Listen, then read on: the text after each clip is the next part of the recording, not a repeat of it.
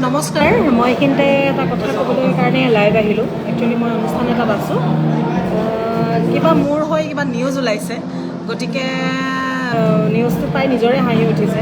প্ৰথম কথা হ'ল, মই নিজৰ কামত গৈছিলোঁ, যিটো নিউজ ওলাইছে নিজৰ কামতে গৈছিলোঁ। তাতে এজন ভাইটি থাকে, এটা এপাৰ্টমেণ্টত এজনেই নাথাকে, বহুত মানুহ থাকে। গতিকে ভাইটিজনৰ ওচৰলৈ নিজৰ কামত, আকৌ গানৰ কামত গৈছিলোঁ। সেই ভিজুৱেলখিনিয়ে দেখিছে।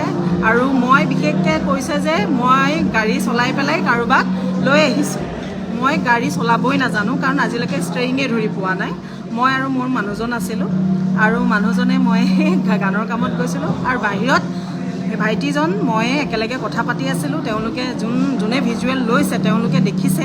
তেওঁলোকে মোক সুধিছিলে যে ইয়াতে মোক আহিছে নেকি? মই নাজানো, মই বেলেগ কামত আহিছোঁ বুলি।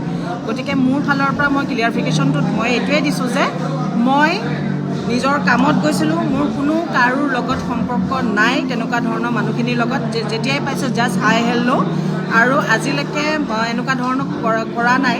কিন্তু মোৰ দীক্ষুদা আৰু বিজুবাৰ লগত মোৰ সম্পৰ্কটো আছে, ঘৰুৱা এটা সম্পৰ্ক।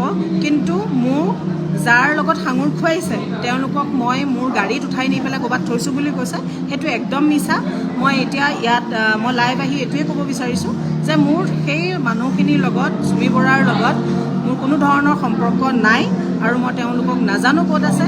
মোক এনেই মোৰ নাম সাঙুৰ খোৱাটো মই ভাল পোৱা নাই, মই বেয়া পাইছোঁ। কাৰণ মই যিটো বস্তু কাম কৰাই নাই, তো মোক কিয় সাঙুৰ খুৱাইছে। মই গৈছোঁ সঁচা, কালি গৈছোঁ। চুমি বৰা পৰহিয়ে নোহোৱা হৈছিলে। কালি গৈছোঁ মাত্ৰ মই বাবনৰ কাম, কাৰণ বাবনে কাম কৰে, সেইকাৰণে মই কামৰ কাৰণে গৈছিলোঁ। গতিকে মই ইয়াত ক্লিয়াৰলি কৈছোঁ যে মই কাকো ৰক্ষণাবেক্ষণ দিয়া নাই, আৰু মোৰ এইটোৰ লগত কোনো ধৰণৰ সম্পৰ্ক নাই।